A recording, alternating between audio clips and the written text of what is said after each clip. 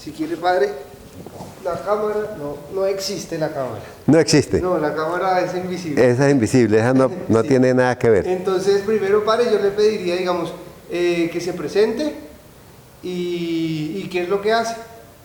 Digamos, ahí sí, pues mirando la cámara Y para que quede en archivo. yo me presento, ¿qué hago? ¿Y usted me pregunta o no me pregunta nada? Sí, padre, bueno, digamos, la primera pregunta sería, Conoció. si ¿cómo fue el momento cuando se conocieron? ¿O cómo lo recuerda usted ese momento? Como segunda pregunta, A ver, porque yo anduve muchísimas veces con él por trozos.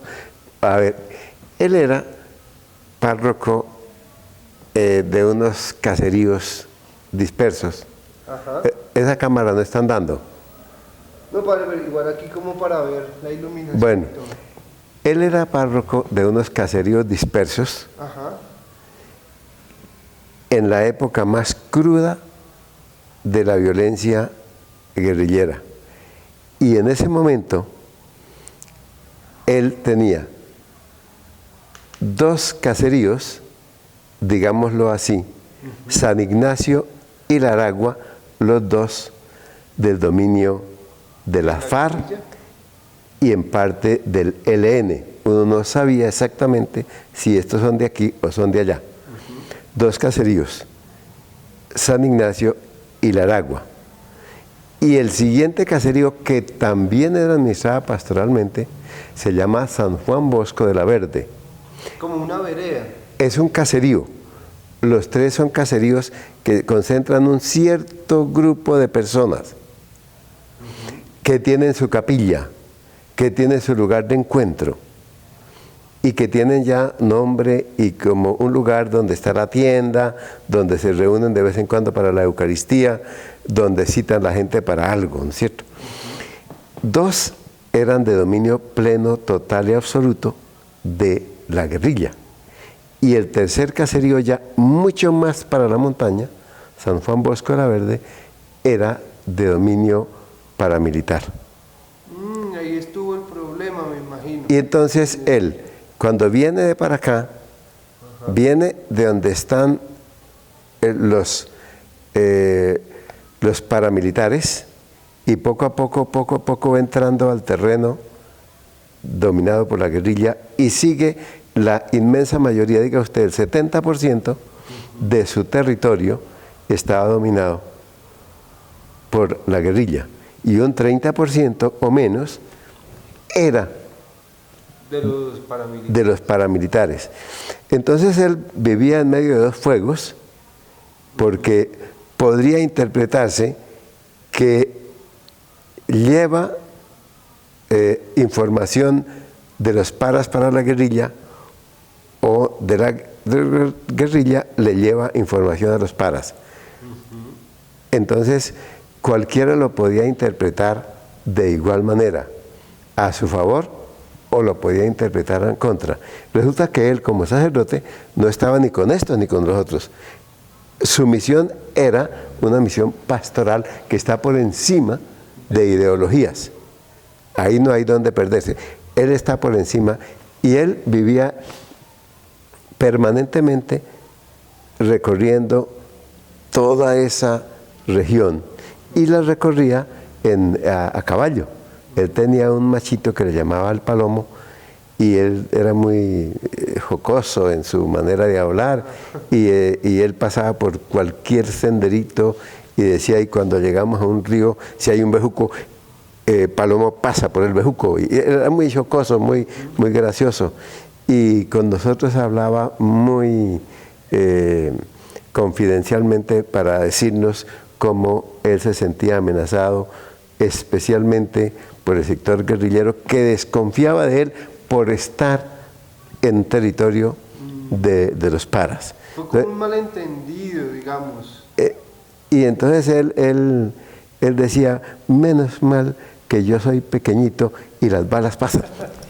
Y lo hacía así, y las balas pasan y no me van a tocar, y mi Dios me defiende. Él era, digamos, de una fe inquebrantable, sin temor. Para él el día o la noche era igual. Un hombre increíblemente sacrificado como usted no se lo puede imaginar. Le cuento que en una visita pastoral que yo acompañaba a Monseñor Leonardo, de las primeras en el año 87, llegamos al caserío de San Ignacio. Y el obispo, Monseñor Leonardo, como pastor, pues lo primero que tiene que interesarse es: ¿y cómo está mi sacerdote? ¿Cómo está? Y en medio de la conversación ya tomamos alguna bebida, ya nos ofrecieron algún alimento, ya vamos a tener la reunión, pero mientras llega la gente: bueno, padre Beltrán, ¿y usted dónde vive? Camine y me enseña usted dónde vive. Y nos fuimos con él. Él se resistió un poco, eso después vamos, se resistió un poco, pero después dijo: bueno, vamos. Y nos llevó a una piecita construida con tablas. Las tablas son así pegaditas, pero endijas por todos lados, en las 4 paredes. Un cuartico ahí, su candadito abrió. Y cuando abrió y miramos la habitación donde él vivía, donde él pernoctaba, el obispo no tuvo ni una sola palabra que decir, solo hizo así. Y nos fuimos. ¿Qué había allí? Había una colchoneta parada y había un espacio pequeño, póngale de 2 metros, de la cama, para poner la colchoneta, porque allí había una enjalma para llevar la carga, allí había un apero, una silla de montar, aquí había unas riendas, aquí había un sombrero, allá había una ruana, allá había un impermeable, todo lo que él tenía para sus viajes. Pero el espacio donde él tenía para tirar la colchoneta no tenía más de 2 metros. Y esa era su habitación ahí, porque él era itinerante, él no se quedaba siempre ahí, él iba de pueblo en pueblo.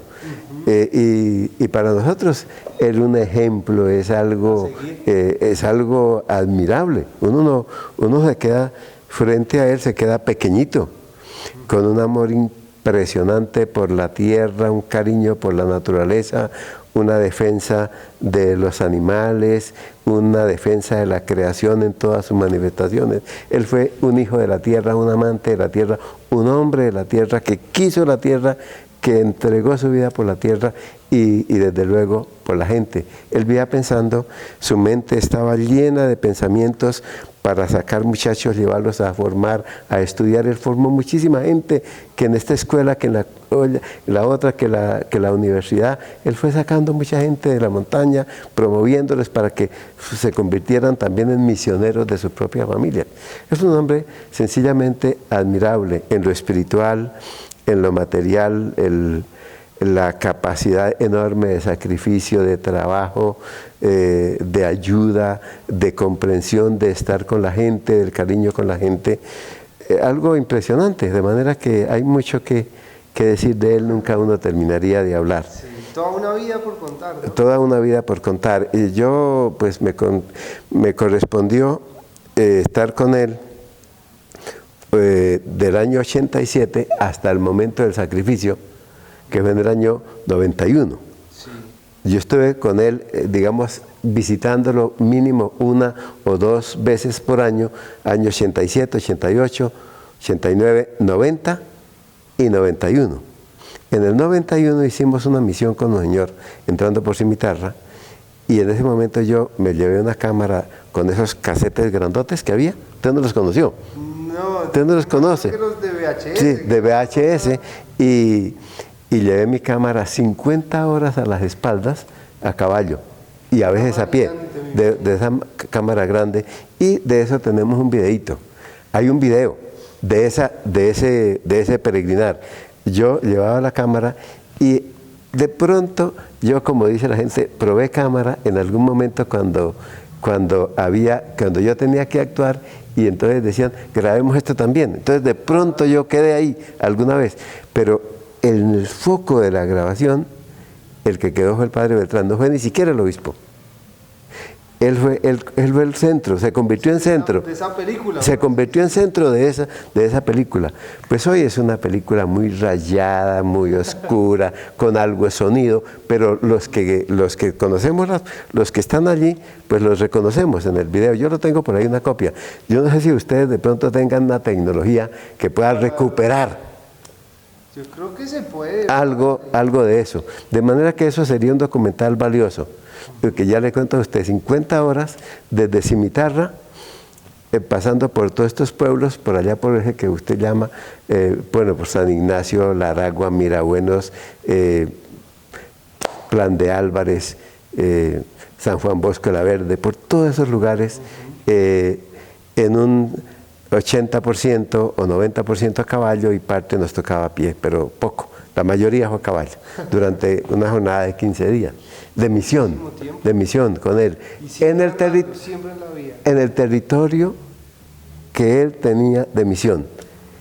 Un año antes, la cuestión de esa misión fue en enero del año 91 y él fue sacrificado en 2 de octubre del 91. Ah, en el mismo año, no fue en el año siguiente. La misión fue enero del 91 y el sacrificio 2 de octubre del 91. Entonces, eso es lo que a mí me correspondió. Y pues a mí me llegó la noticia como a las 10 de la noche. Y yo le regreso las... Claro, pero claro, Sí. claro, aquello está hecho con una tecnología primitiva que hay que agradecerle infinitamente a un padre que se llama Pedro Elías Martínez.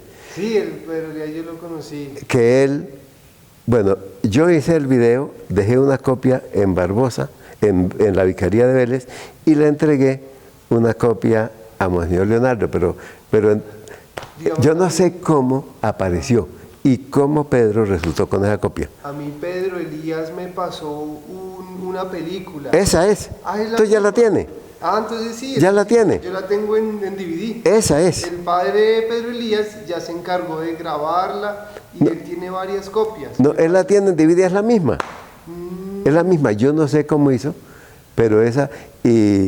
Entonces usted es el de la cámara, padre. Yo fui el que cargué la cámara y por eso yo era el que tomaba yo era el que hacía la filmación, Sí. pero de pronto me acuerdo en un momento dado que yo aparezco ahí, porque resulta que fue el momento solemne en que el señor obispo da un decreto de que nombra párroco de la región de Lopón al padre Beltrán, y entonces yo aparezco allí en la ceremonia leyendo el letrero. Es la única vez que yo aparezco, porque yo andaba con la cámara al hombro. Porque yo Sí. cuando la estaba viendo sí me preguntaba, bueno, ¿y quién habrá sido el de la cámara? Porque como no saluda, o sea, no se sabe que fue usted el que grabó. No, es que empieza todo sacando, eso es muy simpático porque empieza todo sacando el carro de un enterradero allá, el obispo gritando, ¡ay, esa, sácale, hágale por aquí, hágale por allá! Y entonces así empieza, y así continúa, nadie saluda a nadie, nadie dice, aquí estamos, ¿no? Es una grabación primitiva, completamente primitiva, pero que a la hora de la verdad, Pues es valiosísima. en un momento dado, con el correr del tiempo, tiene valor, ¿no es cierto? Sí. Entonces, eso es lo que pasó. Pues una madrugada, una noche, me llaman como a las 10 de la noche. Y yo estaba en Site, yo era párroco de Site, vicario de Vélez, y me llegó una llamada raro 10 de la noche. Mire qué pasó esto, que mataron al padre Beltrán en San Ignacio. Bueno, ya empieza la averiguación al que me llamó y qué fue lo que pasó y qué vamos a hacer. Y entonces inmediatamente a decirle a la persona que me llamaba desde Vélez, decirle, váyase inmediatamente a conseguir una camioneta y un ataúd y téngalos listos porque a las 3 de la mañana yo estoy allá para arrancar. Y nos vamos, usted y yo, y si hay alguna otra persona que nos acompañe, pero nos vamos ya porque lleva mucho tiempo y hay que traerlo. Entonces ese viaje fue tortuoso, difícil, pero llegamos con la ayuda de mi Dios hasta allá.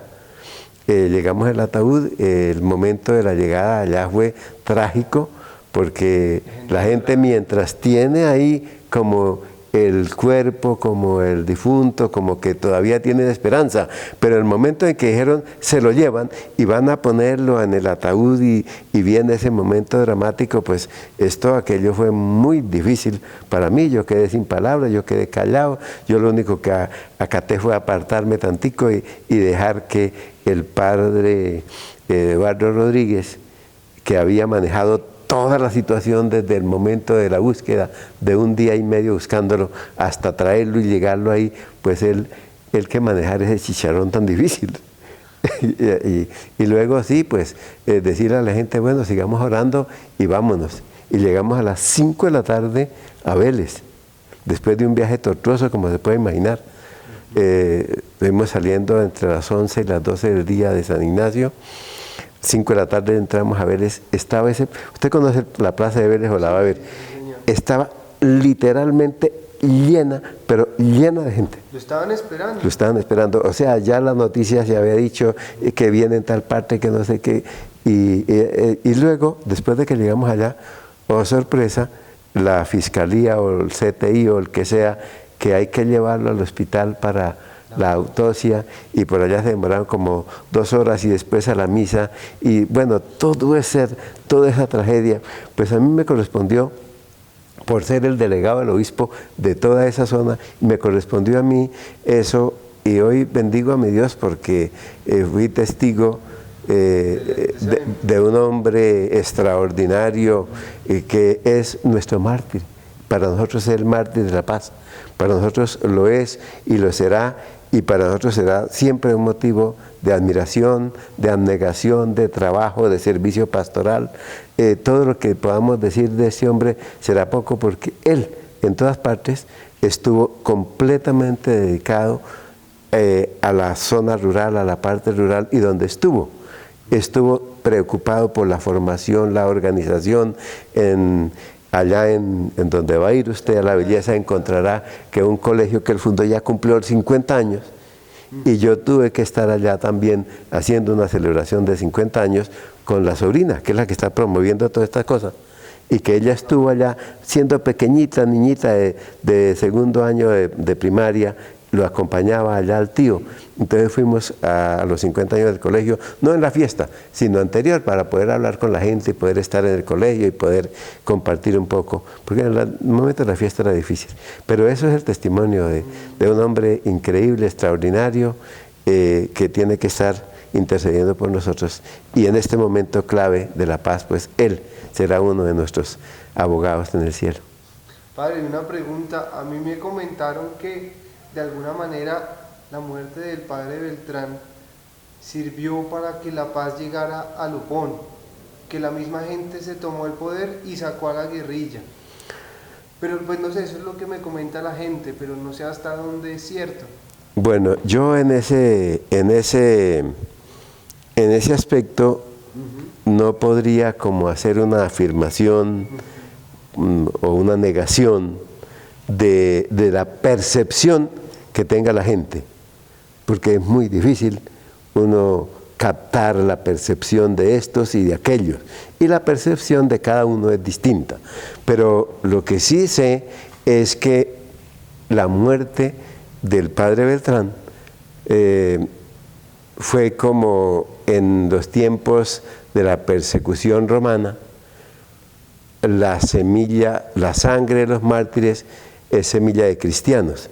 En lugar de que el proceso evangelizador y pacificador del señor obispo Leonardo y los sacerdotes de la región como que tuviera un retroceso, al contrario, hubo muchísima más fuerza, mucho más impulso, con muchísimas más ganas de trabajo. El proceso no paró ahí.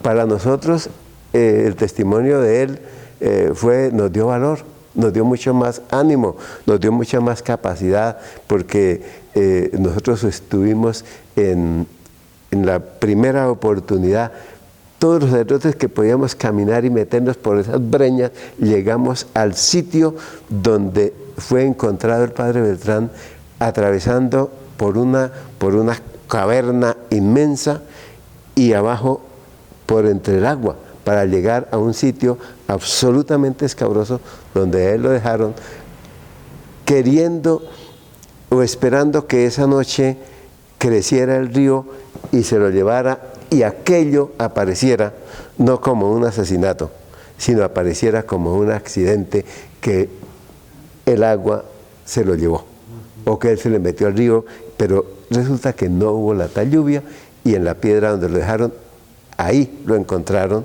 después de muchas horas de búsqueda. Entonces, los sacerdotes hicimos una presencia enorme en esa región, acompañando al obispo. El miedo se olvidó, no hubo miedo, no hubo temor, sabiendo uno que a todos nos da miedo, pero en ese momento no. Nosotros en ese momento teníamos que hacer una presencia, acompañar a la gente, porque es que la gente estaba con el Padre. La gente tenía como el único apoyo, como el único sostén, como la única compañía, como el único amigo que podía como acompañarlos, era Él. Entonces nosotros teníamos que a su vez acompañar a un pueblo que ha vivido una tragedia enorme. Padre, y ya como últimas preguntas, alguna vez hablé con la hermana Evangelina. Ella me comentó que la gente lo ve, que lo sigue viendo hoy en día. ¿Usted qué opina de eso, padre? Que la gente lo siga viendo, no, se lo siga encontrando. No, eso es normal, eso es natural, eso no tiene nada de extraordinario. Él se ganó el cariño no solamente de la familia, sino de todos los que lo conocimos. Y entonces, pues uno mantiene unos recuerdos tan vivos que cree verlo, ¿no es cierto? Que cree escucharlo, que cree sentirlo. Pero yo creo que eso no va más allá de una percepción especial de ciertas personas. Pero no, yo no tengo opinión sobre eso, sino pienso que es un fenómeno natural de unas personas que lo aprecian, que lo quieren, que lo valoran y que de alguna manera como que lo quieren sentir y de hecho lo sienten. Son quizás los efectos de que les hace falta. Sí, del vacío. El vacío, quieren llenar un vacío grande que Él deja, pero entonces Él va ahí.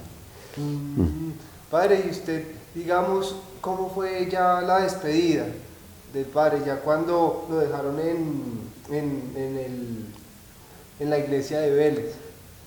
Bueno, a ver, yo no soy como que no tengo mucho testimonio de eso. Ajá. Porque mi situación fue como un poco distinta. Desde el momento en que yo conozco la tragedia, yo no tengo sino que actuar porque yo soy el único que debo encabezar ese proceso hasta que esté en manos del señor obispo y él ya sigue adelante, pero en ese momento me correspondía a mí. Por consiguiente, yo diría de alguna manera que cuando yo llegué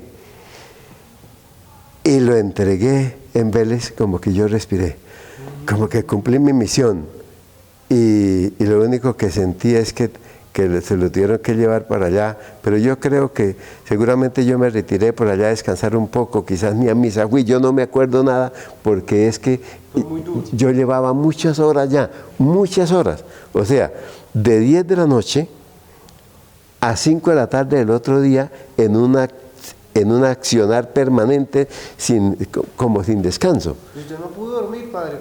No, nosotros tuvimos que empezar ya a actuar y a buscar la manera de emprender el viaje, porque no había alternativa.